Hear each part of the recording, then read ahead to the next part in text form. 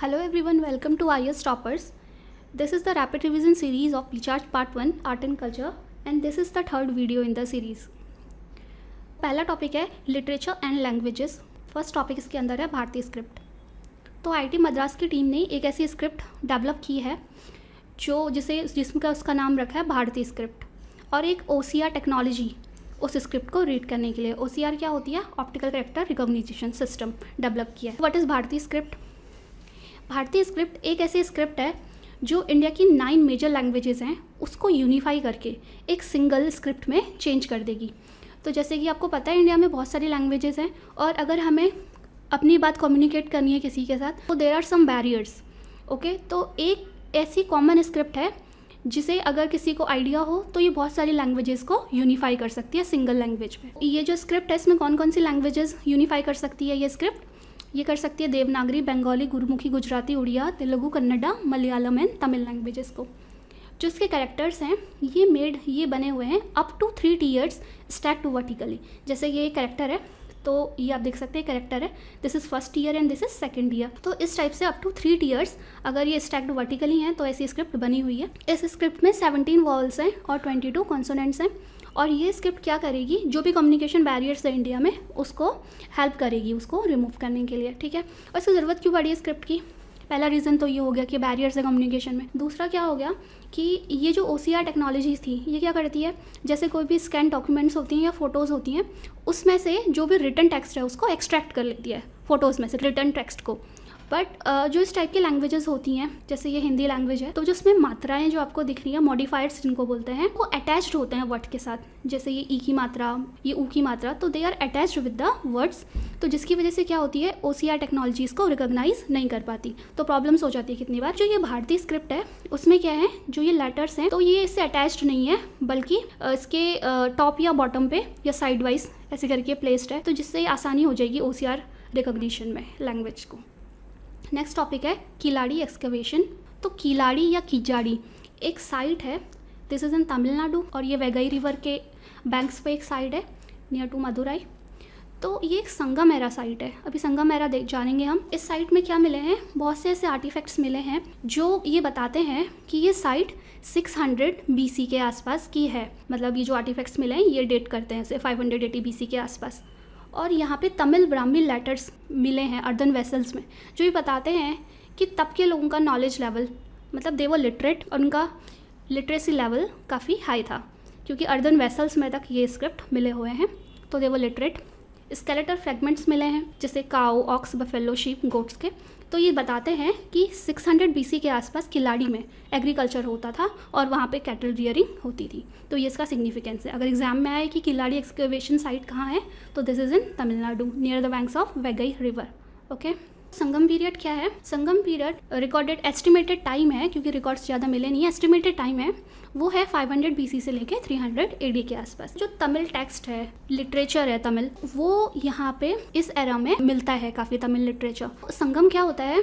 संगम का मतलब क्या था कि जैसे बहुत सारे पोएट्स हैं या लर्नेड मैन हैं, उनकी एक असेंबली थी. तमिलनाडु में ऐसे 3 टाइप के संगम्स हुए थे, 3 संगम हुए थे जिनको बोलते हैं फर्स्ट संगम, सेकंड संगम, थर्ड संगम. वहाँ पे क्या हुआ था कि कंपाइलेशन हुआ था, जो तमिल लैंग्वेजेस हैं, लिटरेचर है, वहाँ का एथिक्स है, कोड्स हैं, वो सब कंपाइल किया गया था इन 3 संगम्स में. ओके, तो जो संगम पीरियड है या फिर संगम डायनेस्टी है, इसकी रेंज कहाँ थी?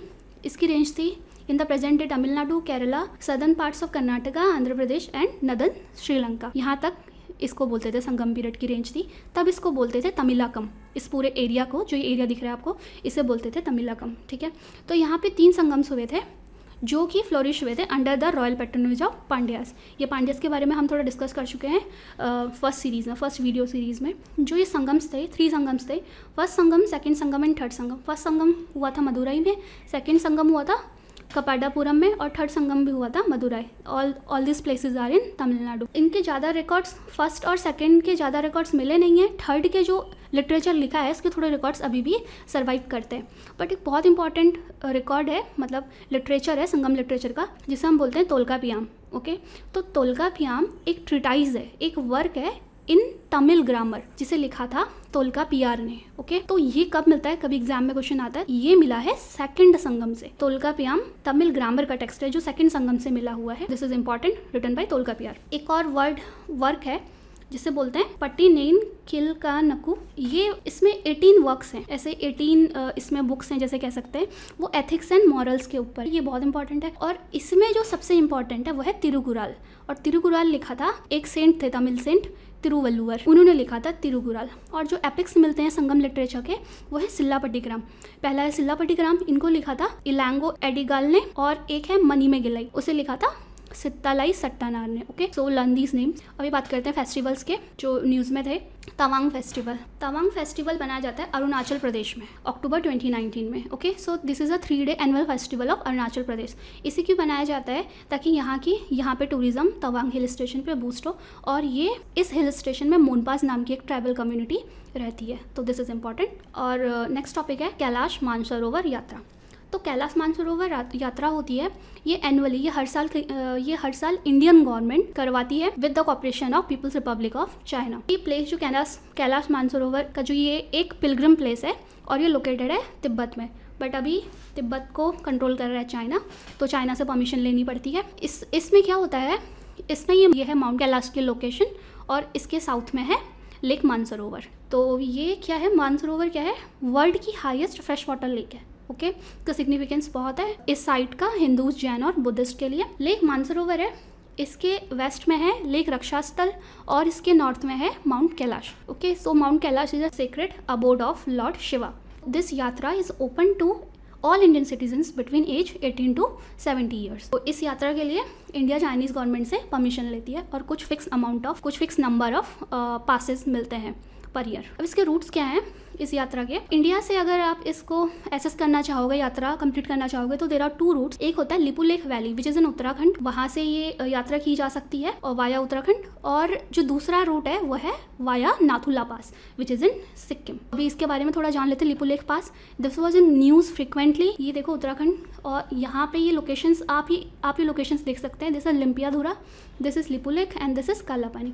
तो अभी ये जो नेपाल है उसने अपना एक मैप लॉन्च किया था जिसने ये तीनों प्लेसेस को अपने अंडर दिखाया था। ये लिपुलेख क्या है, लिपुलेख एक माउंटेनियस पास है, हिमालयन पास, और जो ट्राई जंक्शन पे लोकेटेड है। ट्राई जंक्शन किसके, इंडिया के, तिब्बत के और नेपाल के। और यहाँ पे हिस्टोरिकली एक ट्रेड पाथ हुआ करता था जिससे इंडिया और तिब्बत के बीच में ट्रेड होता था। तो नेपाल बोलता है कि जो ये पास है इसका जो southern side which is Kalapani, ये नेपाल की टेरिटरी है जिस पे डिस्प्यूट है अभी। और जो नाथुला पास है, नाथुला पास एक माउंटेन पास है हिमालय, सिक्किम के हिमालयस में, ये कनेक्ट करता है सिक्किम को तिब्बत के साथ। Okay, so this is Nathula pass. अभी नेक्स्ट फेस्टिवल है अठी वरदार फेस्टिवल।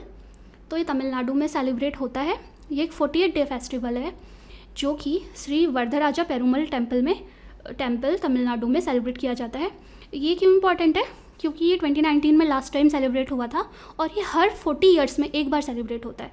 तो यानी लास्ट टाइम ये 1979 में सेलिब्रेट हुआ था, और इस बार 2019 में ये सेलिब्रेट हुआ है।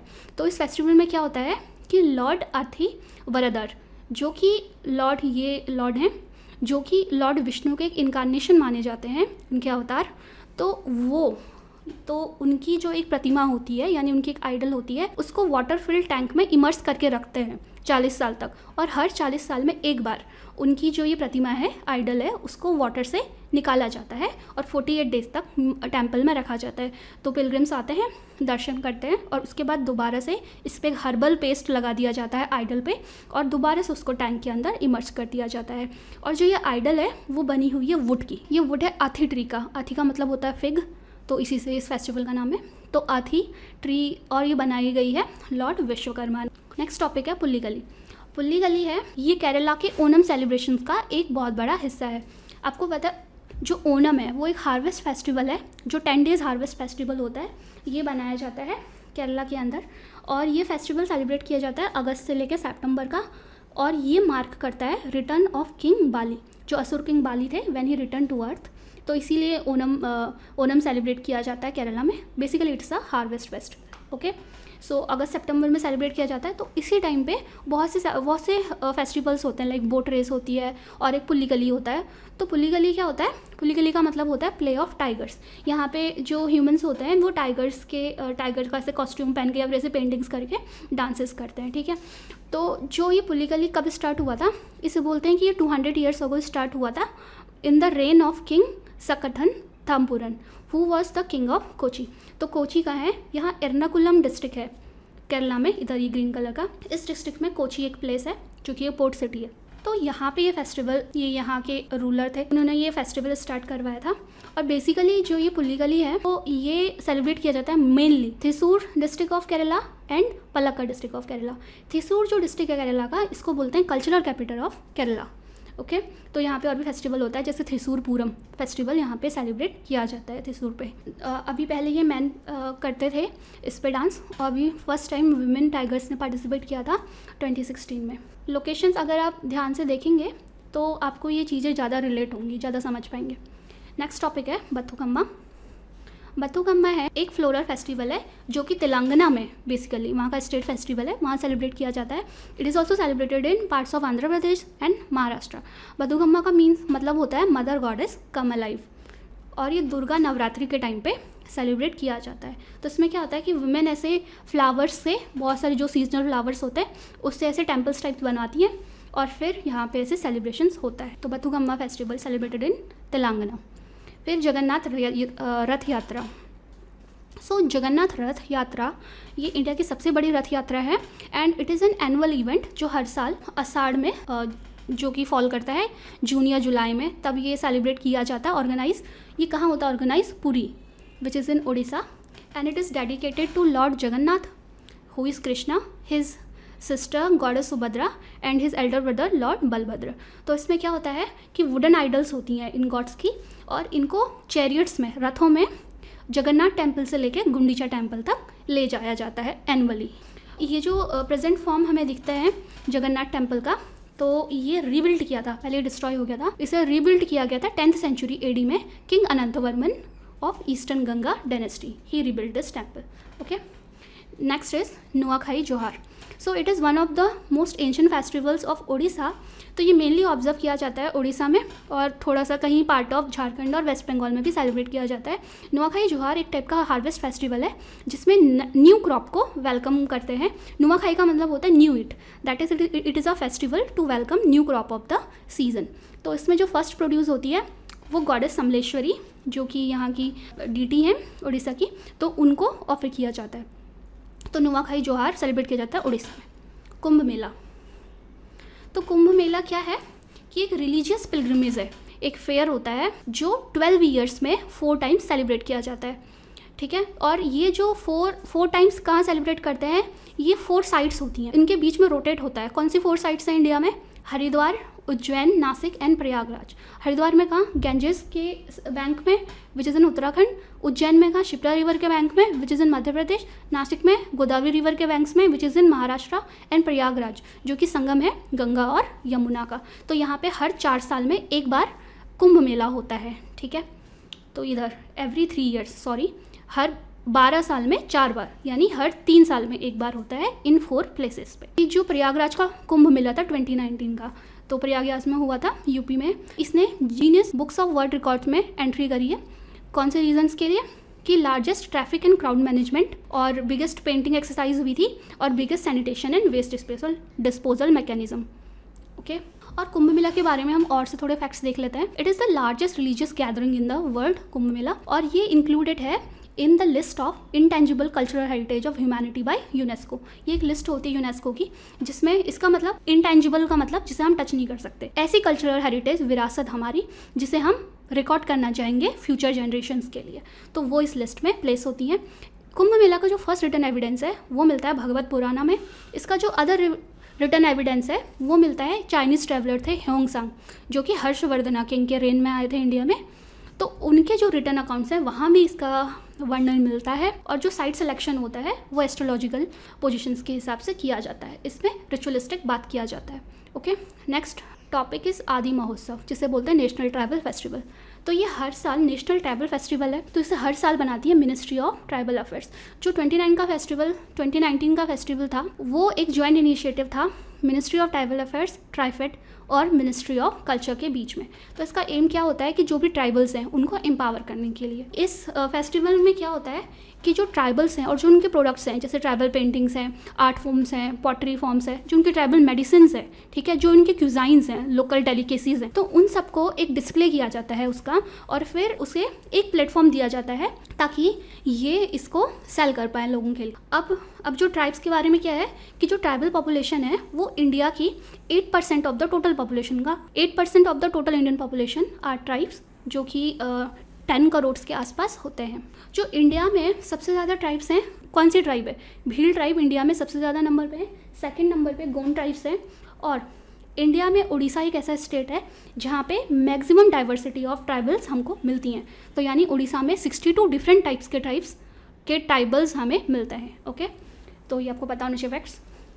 और इस बार जो ये मेला था तो यहाँ पे पॉइंट ऑफ सेल मशीन्स भी इंस्टॉल की गई थी ताकि डेबिट कार्ड और क्रेडिट कार्ड से पेमेंट हो जाए। तो ट्राइफेड क्या है? This is tribal cooperative marketing development federation of India. ये इस्टेब्लिश हुआ था 1987 में। This is under ministry of tribal affairs. इसका ऑब्जेक्टिव होता है कि जैसे जो ट्राइबल्स हैं तो उनको मतलब एंटरप्रेन्योरशिप के लिए एक मार्केट प्रोवाइड करना, ट्राइबल आर्टिसंस को एक मार्केट प्रोवाइड करो जिससे वो अपने प्रोडक्ट्स को लार्जर कंट्री में सेल कर पाए। ओके, और उनका सोर्स ऑफ अर्निंग हो और जिससे उनका अपलिफ्टमेंट हो, इकोनॉमिक अपलिफ्टमेंट और सोशल अपलिफ्टमेंट। जो ट्राइफेड है वो इसके लिए बहुत सी चीज़ें करती है, जैसे एक्सपोज होते हैं कंट्री में, एक्सहिबिशंस होते हैं और फेयर्स होते हैं, तो ये फैसिलिटेट करती है ट्राइफेड। Thank you.